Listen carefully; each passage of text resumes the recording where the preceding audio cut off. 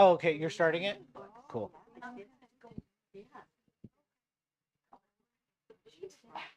No, we're good. We're just killing time till 2 to jump off on online. Hey, everybody. Welcome to another Poison Pen event here in Poison Pen Bookstore in Scottsdale, Arizona. I am Patrick. I am your science fiction and fantasy and young adult selector, and I'm really lucky to have two great YA novelists. Sara Ella for The Looking Glass Illusion, and Candace Kade for Enhanced. Today we're going to be talking about their books, what it's like to be a young adult writer, etc., etc. It's really a lot of fun. I've got to say that both books are absolutely fantastic, great for the young adult audience, and Looking Glass Illusion is book 2 in the Curious Reality series.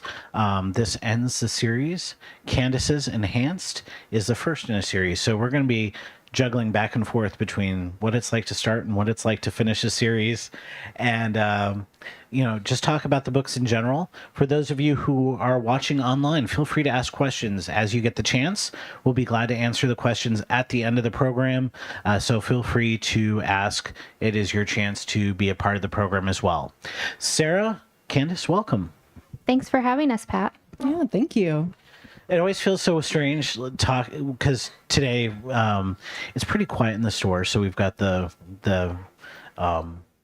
microphone's a little louder than usual, I think. So it's always a little weird. You're hearing your voice in the background. So congratulations, Sara. So The Looking Glass Illusion is book 2, which ends your Curious Reality series. This started off as Alice Through the Looking Glass in dystopian future sort of meets Hunger Games is the best way that I can try to describe your book. How do you classify the Looking Glass Wars and and your Curious Reality series? So with The Looking Glass Illusion, it's definitely got a little bit of a pinch of, I say it's a pinch of sci-fi because I'm not smart enough to write actual sci-fi, but it's more of like fantasy. It's a portal fantasy technically, but kind of got that virtual reality Ready Player One type of thing going on. Yeah. My friend, one of my best friends, just recently compared it to Ready Player One meets Harry Potter and the Goblet of Fire. So I said, I will take that. And, both books put together are about as long as Harry Potter and the Goblet of Fire. Yes. Definitely can't write a book that long. Well, yeah, well, and why would you want to? Because you'd put somebody's eye out if they fall asleep. That's true. And also, I mean, it's already been written that well and that long, so why try to duplicate it? Yep, absolutely. So you're really well known for your fantasy, and you're really well known for writing really exciting books that happen to be also what I love is very clean. I don't have to worry about giving it to your books to an 11 or 12-year-old and say, here you go, this is a great book, and it's a great portal into young adult fiction. Was that your intent with the entire series, and kind of your intent as a writer is to try to maybe bridge as much of that young adult gap as possible? And Candace, the same for you, where you're trying to actually write to young adults rather than 24-year-olds? Yeah, I think that with YA, it like spans every genre. I mean, I am almost 40 and I read YA. I like to say that I want to write books that both I can hand to my 11-year-old, but also that I can hand to my mom. And that my mom could feel comfortable reading too. And so I think with young adult, the beauty of, children's stories, teens, but children's stories is that there is really no age limit for them. Exactly. Yeah, I think I would agree. I think it wasn't even a conscious decision. It was more just my upbringing in China. China's a very conservative culture as well. So a lot of the literature, a lot of the films there, a lot of them are screened. If you have a movie showing in the US and then you watch it in the theater in China, they've taken out a lot of the language, a lot of the different scenes they've taken out. So I think I'm just naturally tend to write more conservatively too, just because of my cultural upbringing. That's really interesting. So, Candace, your book, Enhanced, is kind of a, not a steampunk, a cyberpunk novel written in China in the future with a really exciting mystery to it. And so a lot of what you're pulling in, you actually pulled in, and I didn't realize this till I was reading your biography today. Culturally, you were pulling in from where you grew up, and you grew up in China. So tell me how that happened. How did that occur? I know. Yeah. So I was actually born in Ohio. And then at the age of 4, my parents' work took them to China. So I grew up mostly in the Sichuan province. I went to Chinese school part-time, and then I was homeschooled part-time. And that was pretty much from 4 until college. And then I came back to the US for college. And then when I wrote Enhanced was actually, I had a relocation assignment back to China for my job. So I was living and working in Beijing at the time when I wrote it. So yeah, a lot of the inspiration is just from my time in Chinese school. I have a different Chinese holiday in each of the 3 books that are being written. And they're just some of my favorite holidays that I love celebrating. And it's kind of a way that I get to go back and celebrate them again because I miss them. It's kind of like, if you move to a different country and they didn't celebrate Christmas, you'd be sad about that. You'd be like, I still want to celebrate that. So in this book, it's Mooncake Festival. In book 2, it's around Chinese New Year. And then book 3, there's a holiday as well. But yeah, definitely a lot of the holidays, a lot of the culture, and even the technology. Like, it was really strange growing up in China and then going back 10 years later as an adult because the technology had changed so much. When I grew up there, we were just starting to see the internet. People were just starting to get dumb phones. And then when I came back, everyone had a cell phone. No one even used cash. Like, everyone paid for stuff with their phones, like smart wallets. And so that's really what got me thinking about Enhance was just, if China has changed this much in 10 years, how much is it going to change in 100 years? What would it look like? And so I was working in tech at the time as well. And so I think a lot of that technology also got me thinking about, wow, what would a China look like in 100 years? So yeah, a lot of the culture, a lot of the tech definitely influenced Enhanced. I feel like when I'm reading both of your books, you have almost a color palette to your books themselves. Candace, yours are very neon. Sara, I feel like yours are very reminiscent of your cover, where they're deep blues, grays, kind of that very much a la London, London fog sort of feel to it. What inspires you when you're writing and when you're creating? Do you have certain scenes, colors, senses, emotions that you're really feeling and putting onto the page of your book? Or is this something that just sort of evolves naturally for you? Yeah, I mean, color is kind of a big deal. I knew for each book what color I wanted the cover to be. I was very specific that with my first book, Unblemished, that it needed to be purple, and this was why. With Wonderland, I knew it needed to be blue because that's blue. Alice is blue to me. With the Looking Glass Illusion, I've talked about this a little bit online. I hate the color red. I hate it.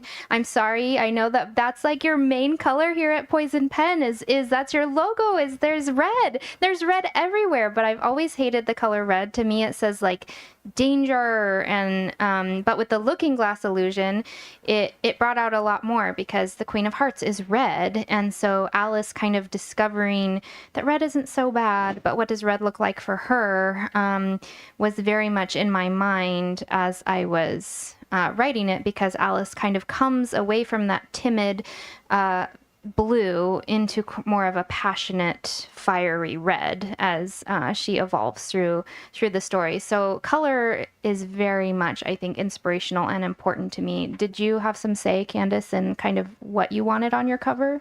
Not really. And I wouldn't say color is as important to me. I think maybe just being in Beijing when I wrote it, there was a lot of neon, a lot of color. But I think it was more just like the culture, the tech, the food, even the music. I think that was really more of the inspiration. And I had no idea what to expect from my cover. I was like, here's, some cool scenes. Here's what the book is about, but do what you want. So I didn't really have much of a say on that front. It's a fascinating kind of feeling towards it. And I really appreciated, especially Sara, your sense of creating kind of this feeling and change with Alice. As First of all, what inspired you to write with Alice and Alice Through the Looking Glass kind of idea? And then going and moving into the Looking Glass illusion, did you always have a feeling and an idea of how Alice was going to evolve as a character, or did she surprise you?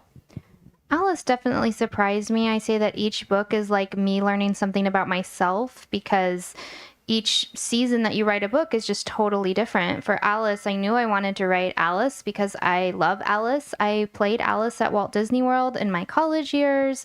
And so when I pitched it, it was kind of a different book when I pitched it to my publisher because I'm a discovery writer. And so my stories evolve. I have an idea of where I want them to go, but I don't really know deep down, like, what is it with this character? And with Alice, it's that she's afraid. She's afraid of being abandoned. She's kind of afraid to kind of step out into her own thing because she's always just kind of been overprotected by her older sister. And so I think as she evolves and as she kind of breaks out of her shell with Cheshire by her side, I always like to say that Chess is my husband and I am Alice. And so he very much brings her out of her shell. She takes herself very seriously and he lets her know that life does not have to be so serious. And so it wasn't something I intentionally inserted. I wasn't like, I'm going to write a book about me and my husband. It just kind of happened because I'm a discovery writer. I don't know about you, Candace, if you outline or... Yeah, I do. I can totally relate though what you're saying about the different seasons in life. You kind of write yourself in a way. I mean, this is my debut novel, but I have written other stuff. And this one was very much, the main character, Urban, was very much experiencing what I was, because I always kind of wondered, do I fit in China? Do I fit in America? Like, I have this really strange upbringing and I speak fluent Mandarin and I love Chinese culture, but I also love America. And so going back to Beijing as an adult was very much me figuring out, do I want to live here? Do I want to live as like a Chinese kind of, or do I want to go back to the US and live as an American? I'll never be a fully normal American, but I can try. And Urban is very much experiencing something similar where it's, in her world, everyone's divided by those who have genetic enhancements and those who don't. And she's sort of in this weird boat where she was born naturally, but she lives with the genetically enhanced and has to hide it. And so she also is kind of fluctuating between these two cultures and these two people groups. And it was a very similar thing. It was like, that was exactly what I was going through at the same time. So I think the characters definitely can, I can resonate with them at different points in times. Urban is really an interesting character, and she does feel almost like she's definitely the fish out of water in this and trying to discover her place. Alice is as well. And I think that's something that a lot of teenagers deal with, is trying to figure out who they are, what they are. I think a lot of adults, though, we're all still trying to figure out what are we going to do when we grow up. And though we pretend we may have the answers, we really don't. And sometimes it takes looking through a younger pair of eyes to solve those issues. What's it like going through, and how did Urban and Alice sort of surprise you and how they handled their solutions? I think for Alice, what surprised me with Looking Glass was that she and Chess kind of switched places a little bit. Not to give spoilers, but Alice kind of becomes a lot more confident and Chess becomes more insecure about some things because he's facing some fears that he's been kind of like putting off facing for a long time, whereas Alice is kind of becoming much more determined and comfortable in her own skin. But I think you're right, and that's why young adult books don't really have an age group. I mean, they're young adult because they feature young adults, but I think that they're for any age, because at my age, I still am like trying to figure it out. I'm still insecure about things. I'm still unsure and figuring out where I am in my friendships and in my life. And so I think that seeing that through a teenager's eyes, I mean, we're really all teenagers at heart.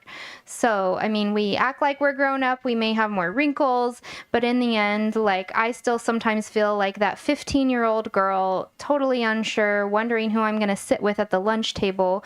And I think we can all relate to that. So that, I think, the most surprising thing for Alice was definitely that she kind of came into her own and maybe inspired me to be a little bit more confident in real life too. Yeah, I totally agree with that. I've had so many people tell me I relate so much to urban, whether they're teens or adults, because I think the thing is, as a teenager, we're expected to be finding ourselves and figuring out who we want to be. But then as adults, I mean, you take on new phases in life. So for instance, I still feel like a new mom. I have a toddler, but I still feel like a new mom, and also being a debut author, being an author for the first time. And so figuring out, how do I navigate being an author and a new mom? And then, we're moving. And so I think there's seasons as adults too, where you're navigating these new aspects of your life of what does it look like to be an author or a mom or in this new place. And so I think that's one of the things I love about young adult, what you hit on, is just these themes of belonging and finding yourself are still true as adults in different seasons. For urban specifically, I think the thing that was fun and surprising was, in this culture, everyone has like this social score, which dictates your standing in society. The higher it is, the better, the more popular, that sort of thing. And so she spends most of the book just trying to get this really high soch because she can achieve her dreams that way. But then she realizes, like, I don't need, a high social score. I don't need people's acceptance of me for me to accept me. And it's funny because like a year after I wrote it, I was like, oh, I need this reminder. It's so easy to be like, oh, I just really want to fit into Chinese culture or American culture. And it's not a social score, but I need people to, accept me as American or Chinese. And it's like, no, like I can accept myself. And so I think it's surprising sometimes how much what the characters are learning, is exactly what we need to hear. Isn't it true though that, I mean, oftentimes we think about, well, that person went to Harvard, they must be really smart, or, oh, they went to the right college, so they're going to get the big jobs and they're going to go to the right places and the right spaces. And really, what are the right places and the right spaces? And is it really, healthy? Is it good for the person themselves? Is it where they should be? And so it's always neat to see and explore that through young adult novels. And I think we often forget that as adults sometimes, kind of that striving to succeed or getting to that place, that special social standing. And really, it's all high school when you boil it down. Actually, one of the cool things, though, is that Sarah's Looking Glass Wars, you were our top-selling young adult novelist here in the store. We just went through gobs and gobs of the Looking Glass Wars. And there's really something really appealing about retelling fairy tales, and especially Alice. What is it about Alice, do you think, that is so captivating and captivates readers? And what captivated you about the original Alice? And what did you discover about Alice that even Lewis Carroll didn't know? Oh, well, I can't claim to know more about Alice than Lewis Carroll. With the Looking Glass Illusion, because I love Alice, I really wanted to explore what my Wonderland looked like, because a lot of retellings, like the Looking Glass Wars by Frank Bedore, First book wrong. I am honored because I love the Looking Glass Wars. It's a great book. Double check. This is why you always double check the titles before the first book is the Wonderland Trials. Wonderland Trials. Yes. Oh my gosh. Sorry about that. My fault. No, I'm honored. I loved the Looking Glass Wars. I just want to make sure Frank's not online. I'm just combining your books. I knew what you meant. I knew what you meant, but please correct me. I knew what you meant. So with the Looking Glass Illusion, I've now forgotten your question. Oh, so I think I asked. I'm getting very old. Yeah, about discovering Alice. Yes. What did you discover about Alice as you went through? So a lot of the retellings that I came across for Alice in Wonderland were very dark and focused on that kind of like mental health thing. Well, I've already written a book about mental health. It's called Coral. It's a standalone retelling of the original Little Mermaid. And so for Alice, kind of coming off having written something about mental health, I wanted to write something that was fun. I wanted to write something that was fun to write and fun to read. And so with the Wonderland Trials and the Looking Glass Illusion, I knew I wanted it to be about games. Games in Alice in Wonderland, if you've ever read the original, are all over the place. There's card games, there's croquet, there's chess, and I just thought, why has nobody like written a book about like games? And I love the games trope. I love the Hunger Games. I love Ready Player One. I love Harry Potter and the Goblet of Fire, Warcross by Marie Lu. Anything to do with games, I absolutely love. And so with Alice, I really just kind of wanted to discover that coming of age story that Lewis Carroll has, because here you have in Lewis Carroll's version, Alice complaining to her older sister that she wants pictures in books, and why can't more books have pictures? And in my world, you know, the flowers would talk to me. And then she goes to that world and she's like, this is nonsense. This is ridiculous, even though she's getting exactly what she asked for. And so she becomes the adult in the world that she's discovering, and the whole time all she wants to do is go home. And so it's like you think the grass is greener, but it's really not. And so as Alice kind of goes into this world of Wonderland and she's searching for the missing players, and she's realizing just that Wonderland isn't everything that she thought it would be, and the people there aren't everything that she thought they would be. And so she's kind of having to discover truth. She's having to learn who she'll trust. And like we were talking about earlier, like for me, that was a huge thing because I was kind of going through some trust issues as I was writing it. And so just kind of as Alice discovered truth and learning to trust others, I was doing the same thing in my real life. And so I think for me, what I discovered most about Alice is that I'm a lot like her, but also kind of want to be her when I grow up. How about you with Under? What was it like discovering and building Under as a character? And what is it about her that you really admire? I wish I could say games. That was just to interject really quick. I loved all the games you had in your book. It brought me back to my teenage years. I played so many games and it was so fun. Not games though. Unfortunately, we don't really have that with Urban. I think with her, for me, I love martial arts. I grew up playing all the sports until I tore my ACL 4 times. And so I tend to write those sort of characters that are hard charging. They love the martial arts. They, love battles and all this stuff. And so I think this was the first book I wanted to write a character that was a little bit different, that wasn't going to be the natural loving all these things. And so I wanted to show a character who is still very strong, but maybe not in the physical sense. She wasn't enhanced. She's forced to do martial arts, but she's very reluctant about it. She doesn't want to do it.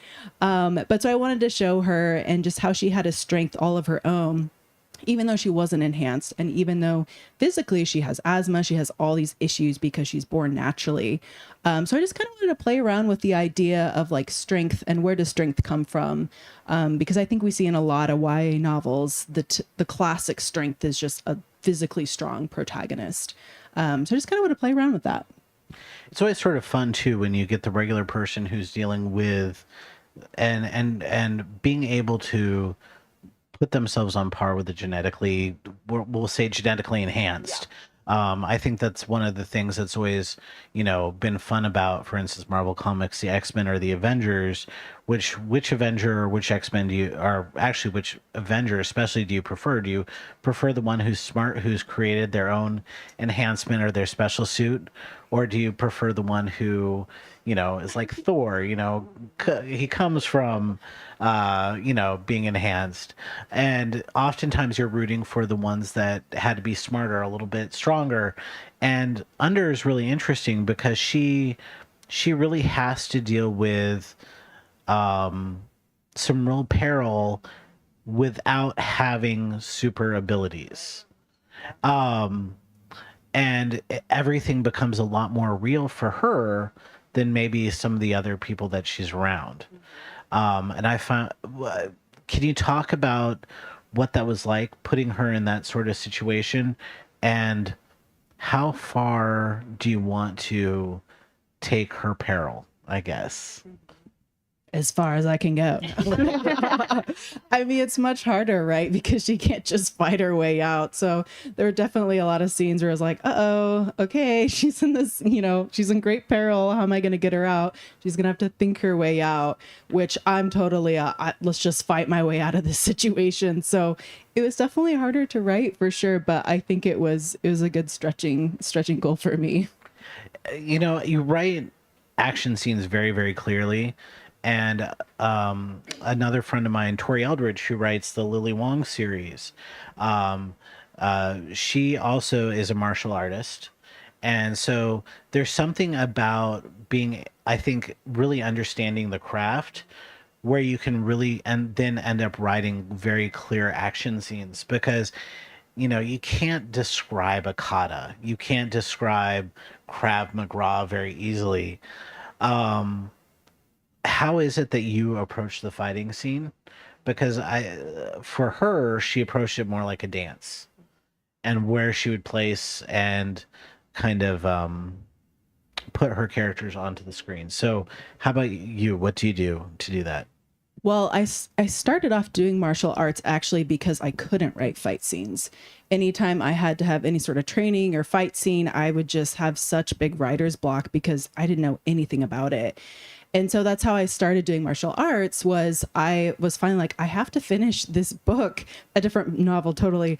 And so I enrolled in Krav Maga and just totally fell in love with it and kept doing it. And but yeah, it's helped me with my writing. For one thing, I'll take little notes because I think it's a lot of times just the little details that you can easily get wrong, but that also can just make it so much more realistic. But then I think also just when you're doing martial arts, you get a feel for what works and what doesn't. Like a lot of if people are watching Marvel movies, for example, a fight on screen is actually very different than a real life fight. Like I actually took a like a stunt double class one time for screen, and I was amazed at how different it was than an actual fight. Like it's totally impractical. Like in real life fighting martial arts, if you're going to punch someone, you would never telegraph it. Telegraph being like showing them that it's coming, because then your opponent can block it, right? But in like for film, you would always telegraph it so that the screen can see, oh, this punch is coming. And so it's very, very different. And so I think a lot of people see Marvel movies and they think, oh, these spinning back kick and, this flying Superman punch. And those are just so impractical. If you've ever done like any sort of sparring, you very quickly realize, you have to keep your hands up. You don't waste any energy. And so I think just even sparring a little bit makes you realize like, oh, there's a lot of things that don't work. And you can't just randomly like throw your fist. Like you have to target specific points of the body depending on what you're trying to do. And so, yeah, I think martial arts, everything from the little details to helping me realize what I see on film, I can't really replicate that, to then just even thinking about my own sparring, like what worked, what landed me on the mat, what really hurt me, what worked well. I think just all that experience kind of pours into the writing. Absolutely. And you really do. I mean, this enhanced is kind of one exciting scene after the next. You really keep the reader very engaged. And the Looking Glass illusion is the same, where you're really ratcheting up the tension and things are getting really real for Alice as well. How do you approach tension and action? Because your books usually aren't about your books are more about self-discovery in a lot of ways, like Coral, than with high action, but you still get in quite a bit of action within your books. What's your approach, Sara? I just always think anytime I'm going to end a chapter, what would people not expect here that would also fit the story? So I hate shock factor for shock factor's sake. I hate when TV shows kill off my favorite character because they've decided to go act on a different TV show. I think it's absolutely ridiculous. But if I can shock the reader, because I'm unfortunately very unsurprised. When I watch a movie or a TV show, I'm always the first in my family to say, that's the bad guy. And my family hates it, but I have to let them know that I was right. And so I have to say it out loud. So for that, I like to try and surprise readers if I can, but also to put my characters in the worst situation possible. I always say give your characters really hard choices and put them in situations that are impossible to get out of. And so that's kind of how I approach it. Like, what's the worst possible thing I could do to my character right now without killing them that's going to propel them into forcing them to grow? Because nobody wants to grow. Nobody wants to change. You have to force your characters to grow where they have no other option but to go forward. And so that's kind of how I think about it. What can I do here that's going to give my character no other option but to go forward rather than going back to the old way of things? And for Alice, she really doesn't have a choice. She can't go back to the way things were once she's seen Wonderland. She can't unsee it. And so for her, she has to either move forward and keep trying to win the final trial in the Looking Glass illusion, or she would have to go back knowing that she abandoned everyone, abandoned her team, abandoned the family that she's found for herself. Those are high stakes. Those are really high stakes. Now that you've ended this series, what was it like to write that final page, to say goodbye to Alice? And kind of the same question for you, Candace, but the opposite. What was it like saying hello to Urban? So with Alice, I've done everything. I've done a trilogy, and then I thought coming off a trilogy that a standalone would be so much easier, and it wasn't. And so I thought, well, a duology will be the sweet spot, 2 books. But I had no idea exactly how I was supposed to end it. This character, the Ivory King, is introduced in book 1. I didn't know who or what the Ivory King was. I just knew that my characters would be looking for him. And so with the Looking Glass illusion, I did not know how to end it, and it felt completely corny to me, but I still had to turn it into my publisher because I was way past my deadline. And I remember turning it into him, and then of course after I turned my edits into him, I said, oh no, I'm going to change the ending. So I didn't ask. I just went in and changed the ending and then turned it into him again. And I was like, never mind, this is the ending. And of course, because of that and waiting to turn it in, my release date got pushed back, which is just the nature of the publishing world. And coming off of 2020 with shipping issues taking longer, we had to push the date back. But it was what needed to be done, and I was really pleased with this one. Every book's a little bit different. I think the process for every book's a little bit different. I wrote the epilogue before I wrote the ending, and so I knew where I wanted my characters to be a year from now. And so I remember getting to probably about 75% through writing that first draft, and I didn't know what to do, but I knew what the epilogue looked like. And so I wrote the epilogue, and I wrote backwards from that. And it's the first time I ever did that. And I was ended up being so stressed about it. I thought this is the worst ending ever. But then as you step away and you give yourself room, and breathing space from it, and then I've gotten good feedback from it, I realized that it's actually the ending it was supposed to be. And I was a little sad to say bye to Alice, but I'm also ready to move on. I'm like soaking up this knowledge as I'm finishing this trilogy. I'm like, how do you finish and say goodbye? I mean, obviously with starting it, it's so much fun. You get to build this world and meet this character. And then, so book 2 is already turned into my publisher, pretty much done. And then I'm currently writing book 3. So I feel like I'm already starting to feel withdrawals of, oh no, this series is coming to an end, because it's just been so much fun to write. Like, I love the world. I love the characters. That's why I wanted it to be a trilogy, because I'm like, I want to spend more time in this. I mean, standalones are so hard for me because I love the world building. And so I'm like, I don't want to go to all this effort, build this really fun world that I want to play in, and then it's just one book. So I'm glad it's a trilogy, but as I'm writing book 3, I'm kind of already like, oh no, what am I going to do when this world is done? I love it. So I'm listening to you. If I extend my deadline to my publisher, I'll tell them I got the advice from you. Thanks. You've been around a while though, writing, Sara, and you know when you need to push back a little bit with due dates. I mean, as much as publishers love us or love you guys to write a book a year, it isn't always possible. You've got life, you've got family, um, and you've got challenges sometimes with getting the plot. Was the Ivory King your biggest challenge within this book here? Yeah, absolutely. The Ivory King, I remember asking one of my friends, she was like, "Oh, I'm so excited to learn who the Ivory King is." And I was like, "Well, who do you think he is? What do you think happens?" I was like, "Try." She's like, "Wait, you don't know?" And I even told my editor, I said, she was so excited for book 2. And I said, "I don't know who this is." And she goes, "Really?" And I said, "Nope." So I'm gonna figure it out, and it was definitely a challenge. That's kind of the curse of being a discovery writer, is I always figure it out at the last minute. I know I do. I know it comes, it's there, it happens, but it's really frustrating because I would really like to know the answer now, because I don't like surprises. And so I would just say, if anybody's out there who's discovering their story and you feel totally lost, just keep writing. It'll eventually come to you. Usually the story, I say, finds me. So I didn't find the Ivory King. The Ivory King found me.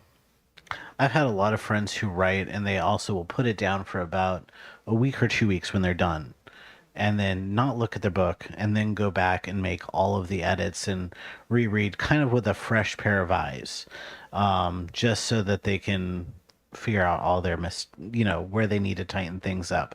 One of the nice things about traditional publishing is it takes a village to kind of create a book. And how do you feel working with editors, professional editors, to make a book better?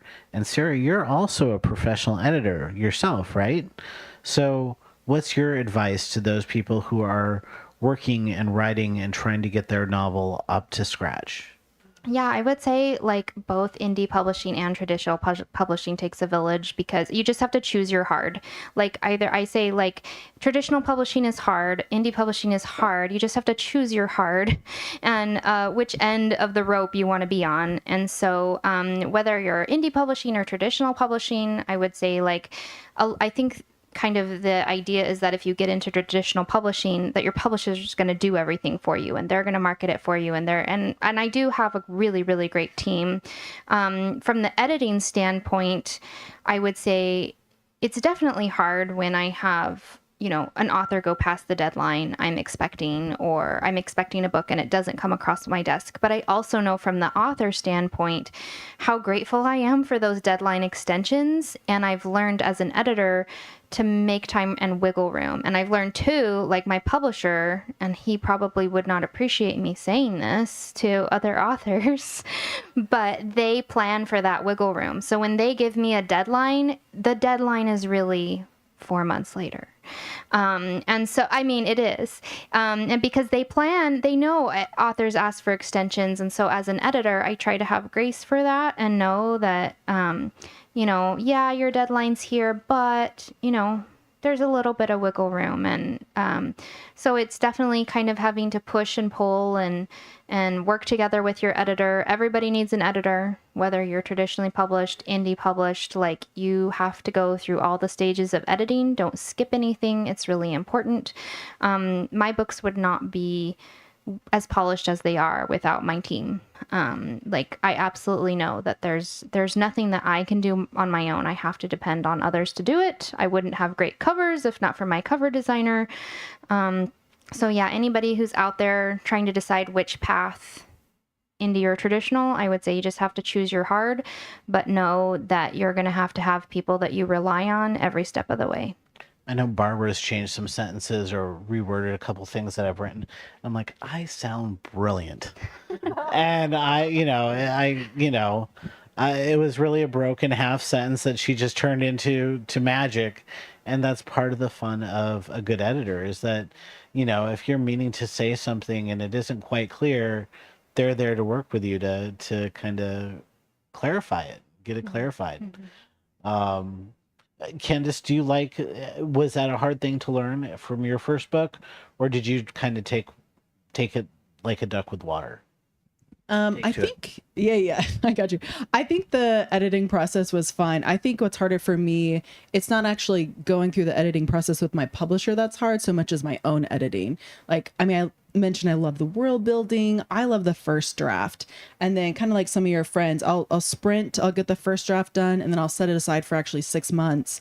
And then I'll come back to it and I'll start editing it and fleshing it out.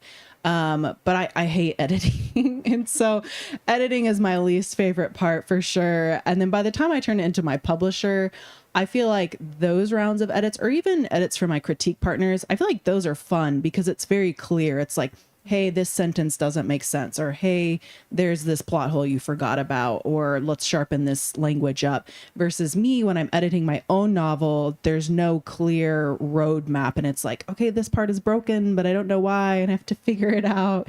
So kudos to you. I hate editing. I love it when I get editing feedback because then it's clear what I need to do. But when it's my own editing, I hate that part. We're total opposites. I do not like writing. I Great. like editing. I'll just write What the a first switch. draft. We can co-write a book. There You you can go. edit all of it. It'll There be you great. go. Sounds good. You know, it's funny because we do have those writers like Douglas Preston and Lincoln Child, or the three W's, Willig, White, and Williams, Beatrice Williams, Karen White, and Lauren Willig. And it's fascinating because you get two writers together who are three writers writing together, and they turn it into one voice because of how much editing and everything goes through. It's sort of amazing. You have three writers, one voice, and it works really well. And a lot of people do enjoy that. It's becoming more and more common kind of to have kind of books that are co-written together, which is sort of fun. Sarah, what's next for you in terms of so you're done with the Looking Glass Illusions, and you've got something in the works, but we won't see it for a little while. Yes, I wanted a break. I needed a break. And that's when you're talking about pushing back with your publisher. I said, I cannot release a book next year. I just can't. I need to take a break from launch seasons and marketing. And so they were very gracious and still gave me a 4-book contract. So I do have another 4-book contract with Enclave Publishing. It is it's going to be my first full fantasy series. My books usually have some of the real world in them, portal fantasy or what have you. And so this will be completely set in a completely other world. No portals yet. We'll find out. I always have to put a portal in there, but no portals to the real world. And so that will be a 4-book series all set in the same world, but they'll be kind of companion novels similar to Shannon Hale's Books of Bayern, if anybody's read those. And so each story will follow a different main character, and each of them is a mashup inspired by a story from classic literature and one of my favorite fairy tales. So I can't say more than that or I would get in trouble. But the first book in that series, which I'm very, very excited about because it's 2 of my all-time favorite stories, releases in July of 2025. It's really cool.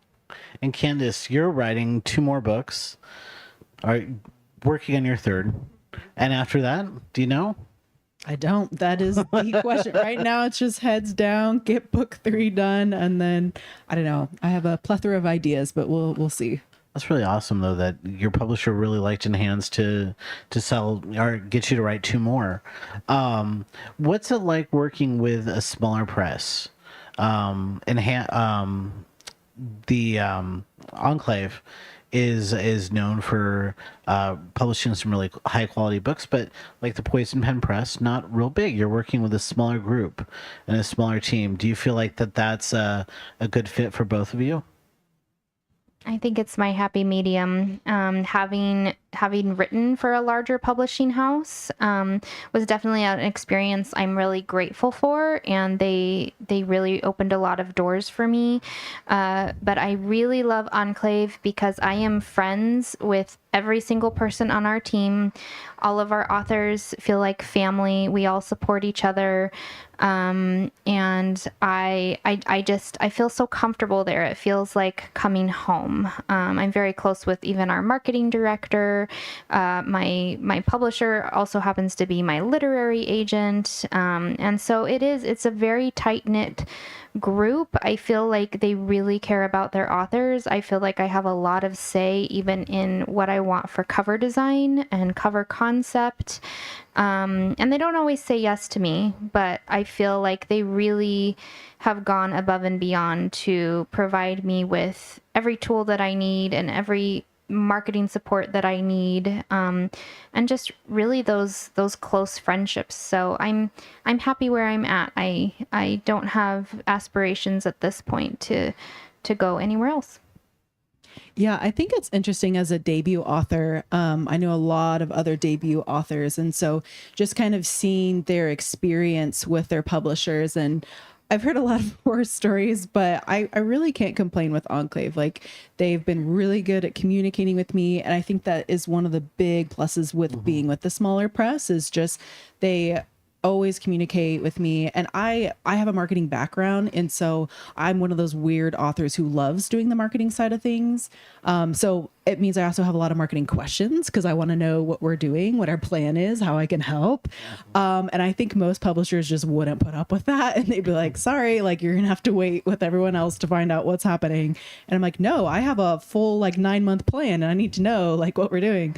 So they've just been really great. And I think especially as a debut author, there's just, even though I understand marketing, there's so many book marketing, debut marketing things I just didn't know.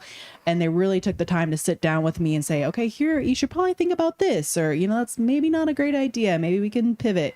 So they've just been really great in sitting down and answering so many of my marketing questions. They're awesome. I always think that it's probably the best medium, just seeing what, what authors went through over at Poison Pen Press in just terms of being in a smaller, you got a lot more me time, which is sort of nice. And on top of that, though the marketing budget isn't always as big, you really get to know your editors, you really get to know the people on staff because it's not very big, and they get to know the books better. And it's nice too because then you don't get lost in the marketing shuffle. Some of these, I know some great debut novelists who didn't get past book 2 because unfortunately, Louise Penny came out with a big book and they put all the marketing money towards hers, which makes sense. She helps she helps pay the bills. But then other people end up getting lost in that shuffle. And Enclave, it's nice because there's enough of you, but not so many of you that you don't get lost. Yeah. With Enclave 2, they really are good about promoting their backlist. And I've noticed a lot of publishers are focused mostly on those new books, but Enclave still promotes books that came out 10 years ago. And I'm really appreciative of that consistency because I know in a few years, the Wonderland Trials is going to be old news, but I know that they're still going to post about it and promote it. Our marketing director has, I assume, an entire list of all these like ridiculous special days. She's like texting me, it's Mad Hatter Day this week. And I'm like, how do you know this? But she pays attention to that and she's very intentional about posting about those kinds of things. And so I'm appreciative about that with Enclave because they answer all of our questions and they're very intentional about letting us know what's working this year, what was trending last year that maybe don't spend money on that in your marketing budget this year. And so I've been lost in that marketing shuffle for a book 2 with my previous publisher, and I did not feel that way at all. It's definitely different for a book 2. You're not going to have the same amount of promotion, and it's not going to be that as big a deal as promoting book 1. But I still felt very supported this second time around. Publishing usually goes into an S curve. It's like book 1 does really, really well. Book 2, your second book, book 3, And then if you get to book 4, book 5, book 6, book 7, it just begins to build and build and build. So you're usually, it takes a few years to get to the height that your first book was. But if you manage to stay the course, then you're getting more readership. And so that's the challenge, is getting past book 2, right? But the exciting thing is that you're with a publisher that really believes in you. With this group, do we have any questions for Sara or Candace on anything? Jake, do we have anything online? Oh, yes, go for it. So since we're here in Old Town Scottsdale and there's all sorts of delicious places to eat, I'm wondering if your characters got plunked into our world. I mean, now it's kind of already where would you take them to eat? Or somewhere in China, like where would you go to like hang out with them for the afternoon and eat something delicious? I don't know about this area because I'm not from here. I have no idea where to eat. But if I was in Austin, which is where I'm from, I would definitely take them to Lynn's Asian bar. That has the best. We talked about Shanghai soup dumplings earlier. The best. And if I was in Beijing, I forget what it was called, but there was a place right next to my house that just had the best Beijing duck. Oh, I would take them there. I feel like Chess is so adventurous. He would probably take Alice to some like random place that she's never been before with spicy food that she won't eat because that's what my husband likes to do. I think Alice, I mean, she probably would just be happy going to Panera and getting the same thing she always eats all the time, like a sandwich or something, or like a tea room, the English Rose tea room in Cave Creek. I would probably take Alice there. Chess, I feel like he's so adventurous, he would eat anywhere, but probably like Babbo Italian Eatery or something like that. I think he would really enjoy. I think he would enjoy eating, because he's, in England. I think he would enjoy eating something that he's not used to. So Chinese, Thai, something really adventurous. He would probably like let you put a plate in front of him, like blindfolded, and he would just eat it. So really, you can't go wrong taking Chess pretty much anywhere. I could see that. Now, what's the most adventurous place your husband's taken you to eat? That's a really good question. Well, he introduced me to Thai food. I had never had Thai food. I know. Before I met my husband, I learned really quickly that you have to give them your spicy level, and I tell them 0, which is not actually a number you can say, but I tell them 0. He asks for a 6, which is not a thing because it goes up to 5, so he gets like extra. Probably one of the most adventurous places he like physically took me was this like little hole in the wall like mom and pop cabin place up in Utah, and it was raining and it was muddy and my shoes were ruined, but he was so excited to go to this like little cabin like in the woods that's a restaurant. And so physically that's probably the most adventurous place. As far as like actual food, probably sushi or Thai food, which I know sounds really boring probably to everyone here because it's like normal food, but Candace, you're having lived in China, what's the most adventurous food you've tried? Oh gosh, either swan intestines, pig brain soup, or blood clot soup. Yeah, not exactly the most appetizing stuff. is it real blood clots? What is it? Yeah, they look kind of like Jello. They're just like, yeah.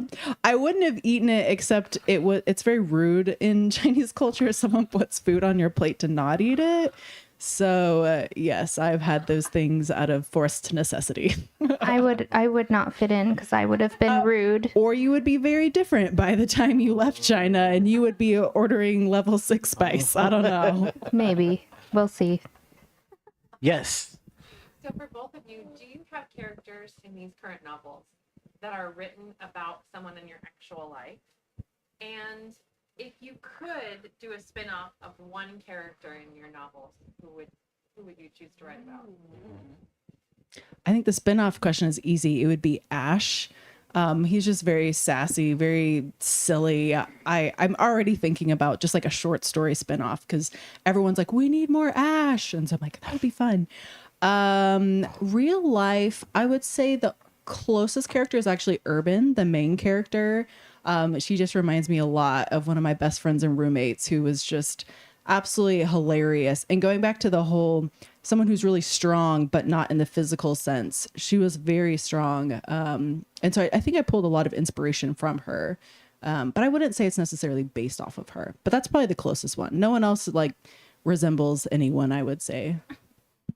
I think my favorite thing in books is Easter eggs. I like to put people into my books specifically for people to read them and know that they're that person, or I hide their names in there. I think in book one, there's a character in passing that Alice comes across when she's at an event for card playing, and he's the bartender, Steve, and she says something in her head like, he's very intimidating at first, but he grows on you once you get to know him, and that is our publisher. And so for obviously Alice unintentionally is very much like me. Chess is very much my husband. Maddie Hatter is very much inspired by my youngest daughter who loves games. And then in book two, The Looking Glass Illusion, there's a character, I'm not going to say who or what she does or who she is, but her name is Erin. And she is based on one of my closest friends in real life, Erin. And I put her in there because that, like, to me, like when I think of that character, that is Erin. So I like to hide. It's like my way of telling people, like, I love you if your name or your personality ends up in one of my books. Maddie Hatter is a very cool character, and I really like her. She's one of those characters in your first book that really sings on the page, and every scene with her is just sort of a delight. It was telling that you enjoyed writing her quite a bit. Oh, thank you. I didn't answer your spinoff question. I know you're still wondering if I'm going to answer that.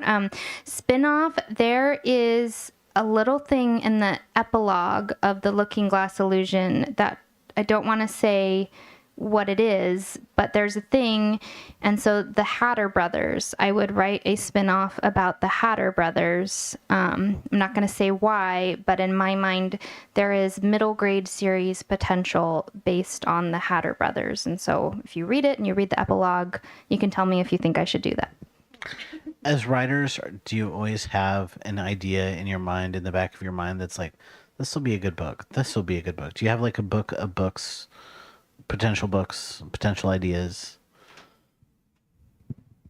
I think as authors, we always have like ideas. You know, I have all these contemporary novels in my head that I want to write, and I'm so far off from being able to write a contemporary novel that would involve going to a different publisher and just something totally separate and being under contract for 4 more books.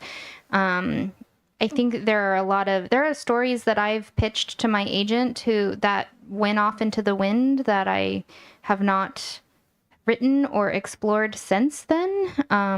The story I'm working on now was like my 3rd try of pitching a particular fairy tale to my agent and my publisher and saying, I want to rewrite this fairy tale. I want to retell it. How about this one? How about this one? And he kept saying no. And so then I just stopped pitching him that one and pitched him something else, and then I snuck the fairy tale in there so that I could still write it. So I think the one that I'm working on now is probably one of those, like, I've waited to write it because I wanted to wait until I was ready enough to write it, because it's one of my all-time favorite stories. That's so cool. My question is, because both of you have all these ideas going through your head for future books or whatever, I mean, how do you how do you carry on or shut those ideas off? Or is it always constantly going through your mind, even at night? I could just imagine trying to go to sleep and yet you're thinking of all this coming up or what you want to do. How do you manage that? I think I go through phases where sometimes I am staying up at night and thinking about all these ideas. But then I think you can also get out of a routine of writing and you're just doing daily life, and then those ideas just kind of go away. So I think for me, it like comes and goes. And I would also agree with with what Sarah Ellis said earlier about we have a ton of ideas, but I think sometimes you have to step back and think about, is my publisher going to publish this? What publisher do I want to go with? What story makes the most sense? Am I ready to write this? Different stories require different strengths. And so knowing your own strengths and knowing, am I going to do a great job with this? Or is this going to play to my strengths or not? So I think there's a lot you have to think about when you're selecting what is the story I want to go with next. And yeah, for me, it comes and goes. Sometimes I'm thinking about all the time, sometimes not. Yeah, I think I agree with all of that. And I've learned to become a note taker. I've learned if I do not write it down, it's out of my brain the next day. If I do not write down that bit of dialogue, as much as I discover, I have an entire notebook of all of my notes on my phone. And I make it into a checklist because I keep it as this is what I want to include in my book. I don't know where it goes, but I know that he says this at some point. And so I think learning to be a good note taker is really important as an author, because you have all these ideas, and sometimes an idea that comes to you is actually not for this book, it's for 2 books later. And so I keep all of my notes from everything, because sometimes I'll go back and stuff I didn't use. I don't delete anything I cut. I have a whole separate document for anything I cut out of my books that are usually 10 to 20,000 words long, because I never want to delete anything, because who knows if I might use that later on.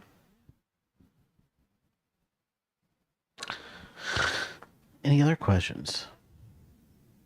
Have you written into a story book a character that you just couldn't stand? Kind of I want to give an example. I've heard an author here several years ago who she went on a trip, came back, and her apartment was supposed to have been completely painted, all done. She came back a little bit early, and there's a painter sitting there in the middle of her living room, smoking and doing nothing, and hardly anything had even been started. And she had been gone to. So in her next book, the person that was killed off was the victim. Have you done anything like that? Yeah, what's the joke as authors? Be careful or I might put you in one of my books. Yes, I mean, definitely those experiences just natural. I may not mean to put a villain. Definitely in Coral, there is a sister character in there who is just not kind. I fully believe that anyone can be redeemed. Sometimes redemption comes through death, and them sacrificing themselves for somebody else. But some characters choose not to be redeemed, and that's true in real life too. And so a character in Coral definitely, I feel was based on several encounters that I've had with just mean girls growing up, because we girls can be mean. We can. And then in the book that I'm working on now, there is a character that I absolutely hate, and I'm struggling to make the reader hate her, because in my brain I hate her, but on page she's not coming out the way I want her to, which is why I like editing, because I know I can edit her to be that hateable person. So I don't think there's any particular that one person is now in my book, but I think just those multiple experiences from life of the painter or the customer service person being mean, or they give us ideas for those experiences that we give our characters, because they're relatable, because even if we're writing science fiction or fantasy, we want to ground it in something that our readers can relate to. Yeah, I think I'm the same. It's more of just, there's not a specific person that ties to a specific person in my book. It's more just that feeling of how that boss made me feel when they threw me under the bus, or that certain person, and then just incorporating those emotions into the book. So yeah, probably the same. There are some mean people out there, aren't there? But your books are shining light that there are also great people, and there's great adventures and great stories. Other than your books, which are absolutely fantastic, and I recommend for those of you who get the chance to order a copy of The Looking Glass Illusions and Enhanced, signed by the authors while they still are. Actually, which is really cool, is that Sarah is local. So one of the nice things is she periodically comes down and signs and inscribes books. So for those of you who are thinking of a great holiday gift that you can't just get anywhere, you can always contact the store, and Sarah will drive on down about once a month. She's usually down in this area, and she'll be glad to inscribe your book, and we'll send it out to you. So that is something that you always can do. We do it with a number of authors here in town, and so that's your opportunity. But this is your only chance to get a signed copy of Enhanced, at least for this year. So if you get the chance to order, plus when you order through the bookstore or through Poison Pen, we're a Times reporting bookstore, so we actually report to the Times what we're selling, who's hot, who's not. And so that's sort of nice when we can get somebody unexpected onto that Times board. So Sarah, Candace, who are you reading right now that you are absolutely loving? It's a tough question because as authors, we don't really have a lot of time to read anymore. I am reading Nadine Brandis's Out of Time series right now because I've been very in the mood for dystopian. I'm actually listening to it because that's really the only way I get a book done anymore. And then I'm very surprised that I am loving A Ballad of Songbirds and Snakes by Suzanne Collins. I wanted to, it's so good. I see you in the back. No, it is so good. I am so surprised. I put off reading it for a long time because I thought, who wants to read about President Snow? He is evil. He is awful. We know what happens to him.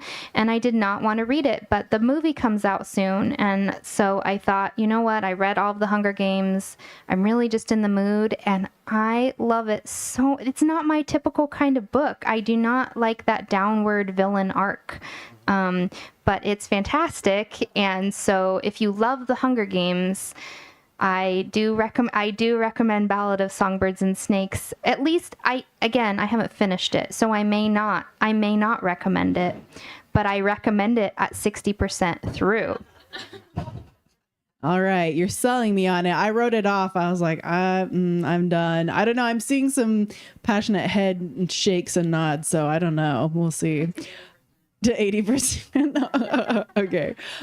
Currently, I'm reading Catherine Briggs. I just finished her novel, The Eternity Gate, which just came out. And then because I'm her critique partner, I got to read book 2, which is really exciting. And then also CJ Malasey's Fugitive of Talionis, which is releasing soon. Yeah. And then I've just been grinding away at book 3 and have not been reading as much as I would like to. You've got a lot of books to go through. Absolutely.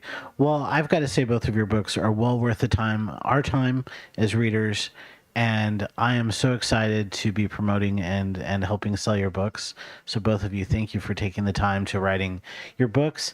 To our online audience, thank you for joining us, and to our local audience, thank you for joining us. There's still plenty of goodies out there for you to help yourself to, and Sarah and Candace will be glad to sign your books. Thank you guys. us. Thank you. Thank you.